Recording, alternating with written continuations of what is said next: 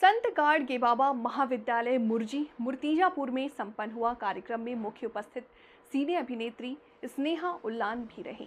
इस मौके पर सिनेमा अभिनेत्री स्नेहा उल्लान ने मूर्तिजापुर वासी को श्रद्धांजलि दी और सामाजिक कार्यकर्ता रवि राठी के कार्यों की सराहना की।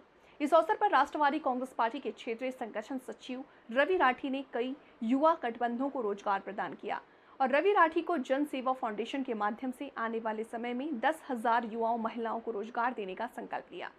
इस अवसर पर अमरावती लोकसभा सांसद बलवंत वानखेड़े, पूर्व विधायक राष्ट्रवादी कांग्रेस पार्टी के वरिष्ठ नेता मंच पर भैया साहब तिड़के भी उपस्थित रहे।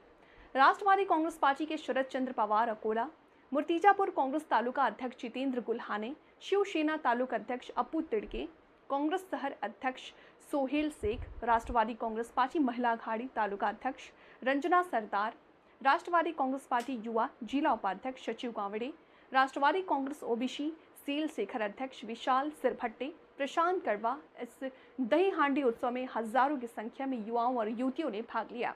इस अवसर पर फ्रेंड्स ग्रुप धामन गांव ने दही हंडी फोड़ करके उत्सव मनाया। संपूर्ण महाराष्ट्रभर दहीहंडीचा कार्यक्रम उत्साहात साजरा होत असतानाच मूर्तिजापूर येथे रविभाऊ राठी आणि त्यांच्या सहकाऱ्यांनी हा दहीहंडीचा कार्यक्रम आयोजित केला। त्या कार्यक्रमाला मी उपस्थित आता राहण्याचं भाग्य मला लाभलं। तुम्ही जो दुसरा प्रश्न विचारला महाविकास आघाडीचा, तर महाविकास आघाडी ही संपूर्ण महाराष्ट्रभर भक्कम आहे। येणाऱ्या विधानसभेत महाविकास आघाडीची सत्ता येणार ही काळ्या दगडावरची रेग आहे।